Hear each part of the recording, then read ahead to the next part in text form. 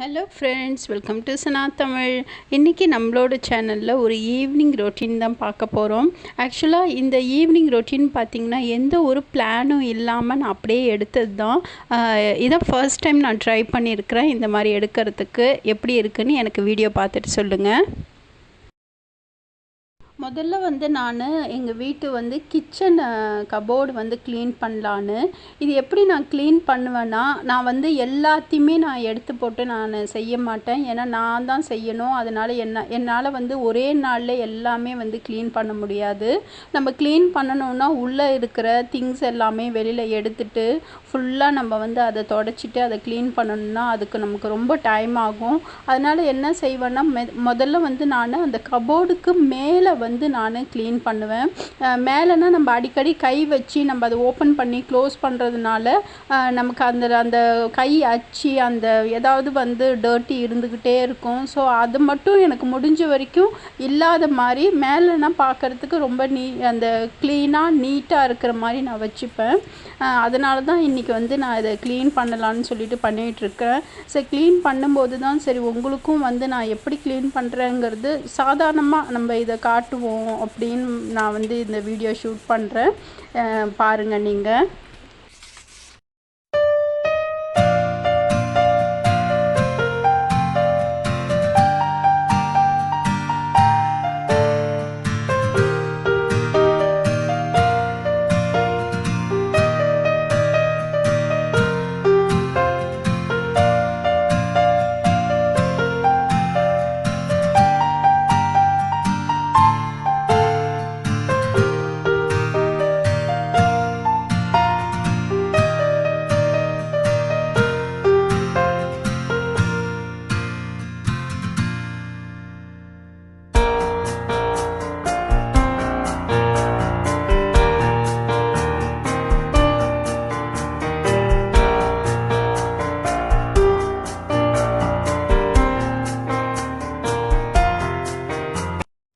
கபோர்டுனா நான் க்ளீன் பண்ணுறதுக்கு பார்த்திங்கன்னா நம்ம பாத்திரம் வளர்க்குற அந்த ஸ்க்ரப்பரே வச்சு தான் நான் க்ளீன் பண்ணுவேன். ஏன்னா அதை வச்சே நம்ம நல்லா தேய்ச்சோம்னா நல்லா க்ளீன் ஆகிடும். க்ளீன் பண்ணுறதுக்கு எந்த லிக்விட் யூஸ் பண்ணுவேன்னு பார்த்தீங்கன்னா, இது ஷார்ப் ஷூட்டர்னு சொல்லிட்டு, இது ஆக்சுவலாக tough stain and grease remover.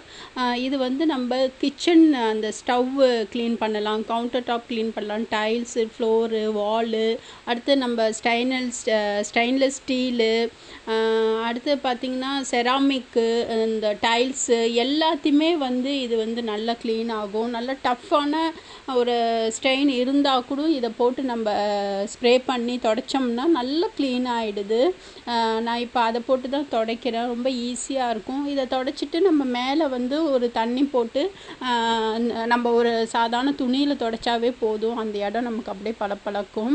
இதோட ரேட் எவ்வளோன்னு பார்த்தீங்கன்னா $10.90. இது கொஞ்சம் காஸ்ட்லி தான். ஆனால் நல்லா யூஸ் பண்ணுறதுக்கு நல்லா இருக்குது. ஈஸி ரிமூவராக இருக்குது இது.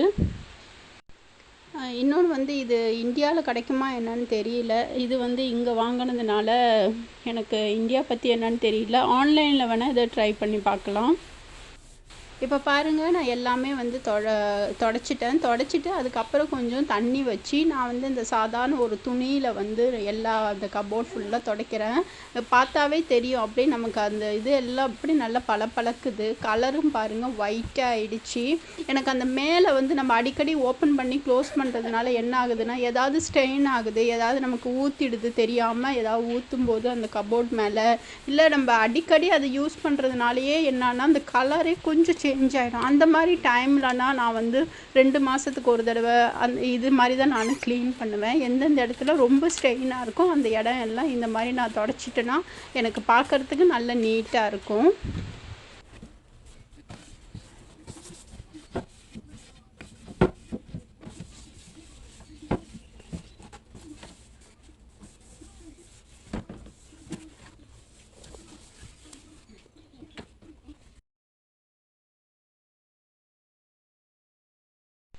இப்போ பார்த்திங்கன்னா ட்ரையான ஒரு துணியில் நம்ம ஃபுல்லுமே அதை நல்லா வைப் பண்ணி எடுத்துடலாம்.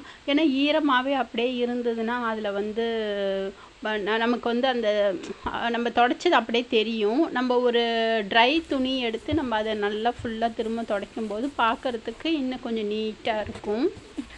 ஏன்னா ஈரமாக இருந்தாலும் ஏதாவது வந்து பூச்சி எதுனா வரத்துக்கு சான்ஸ் இருக்குது. அவ்வளோதான், நான் வந்து க்ளீன் பண்ணிட்டேன். இந்த க்ளீன் வந்து பார்த்திங்கன்னா ஃபுல்லாக நான் வந்து க்ளீன் பண்ணலைங்க. நான் சொன்ன மாதிரி நம்ம அடிக்கடி நம்ம கைப்பிடிச்சி எடுக்கிற அந்த பகுதி, அது அப்புறம் அந்த கீழே இருக்கிற கபோர்டு, நம்ம அடிக்கடி நம்ம ட்ராவனை திறந்துக்கிட்டே இருப்போம்ல, அந்த மாதிரி இருக்கிற அந்த இடத்துல மட்டும் ஏதாவது கரை இருந்ததுன்னா அதை மட்டும்தான் நான் இப்போ தொடச்சேன். இப்போ வெளியில் மட்டும்தான் நான் ஃபுல்லாக தொடச்சிருக்கேன். அதுதான் உங்களுக்கு காட்டியிருக்கேன் பாருங்கள். ஓவரால் என்னோடய கிச்சன் கபோர்டு வந்து இப்படி தான் இருக்குது. டீப் க்ளீனிங் பண்ணும்போது நான் உங்களுக்கு வந்து வீடியோ எடுத்து அதையும் நான் காட்டுறேன். அடுத்தது என்னன்னு பார்த்தீங்கன்னா, என்னோடய ஹஸ்பண்ட் வந்து கொஞ்சம் மில்லட்ஸ்னால் வாங்கிட்டு வந்தாங்க. அந்த மில்லட்ஸும் நான் வந்து உங்களுக்கு காட்டுறேன்.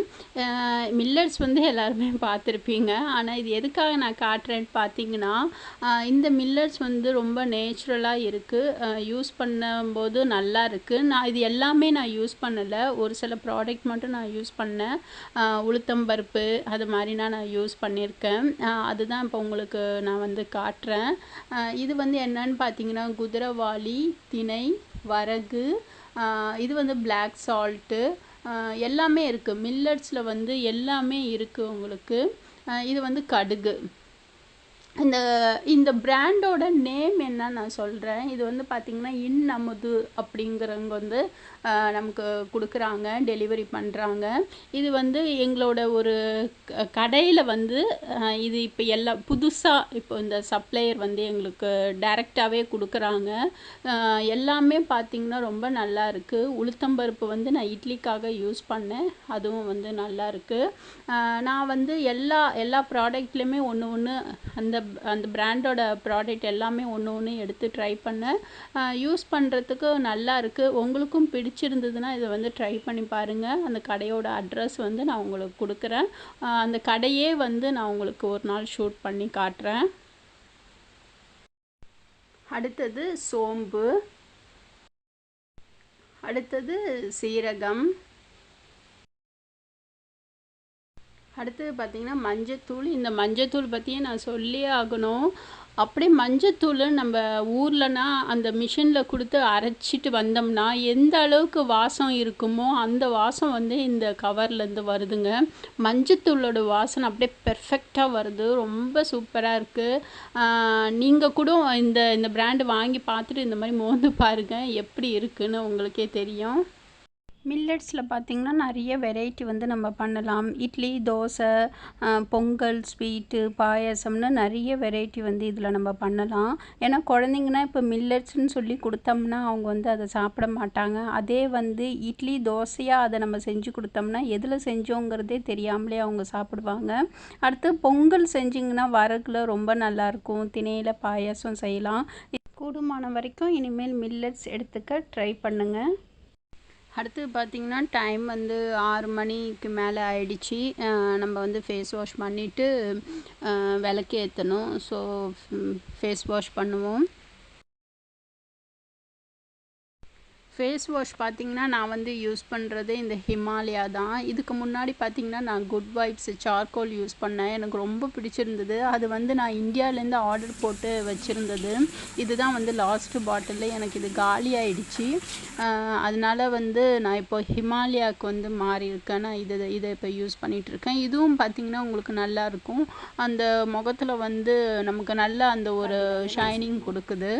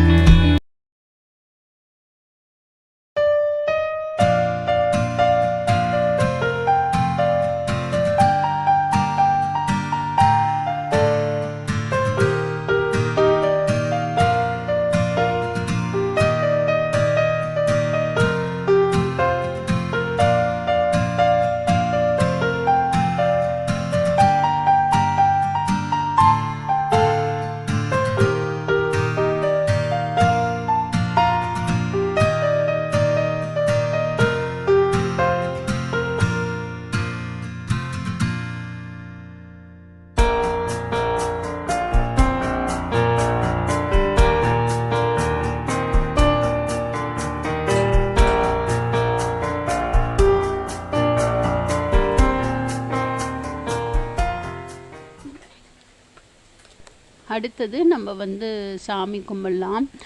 இது வந்து நான் எப்போவுமே சாயங்காலம்னா பார்த்திங்கன்னா டெய்லியுமே வந்து வீட்டில் வந்து நான் விளக்கேற்றுவேன். நான் விளக்கேற்றலைனாலும் என்னோடய பொண்ணு இல்லை பையனை சொல்லி விளக்கேற்ற சொல்லுவேன். அவங்க 2 பேரும் விளக்கேற்றி சாமி கும்பிடுவாங்க.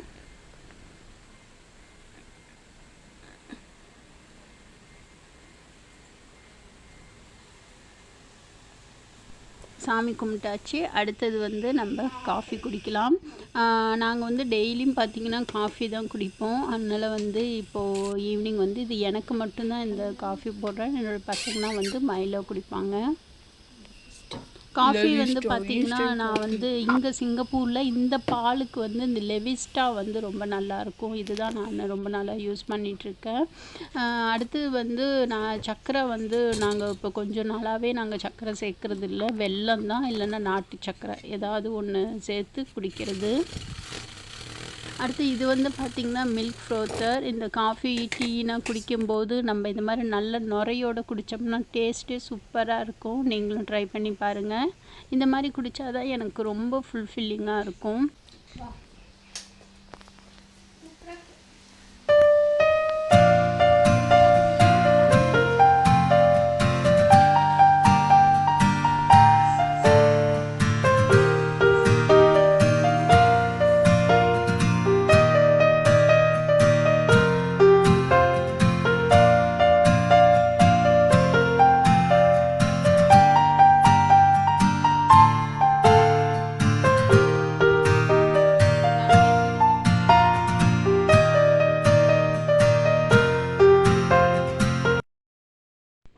காஃபி குடிச்சு முடிச்சாச்சு. நம்மளோட ஈவினிங் வேலைலாம் முடிஞ்சிடுச்சு. அடுத்தது வந்து பார்த்திங்கன்னா லாஸ்ட்டாக வந்து துணியெலாம் வந்து மடித்து வைக்க வேண்டியது தான்.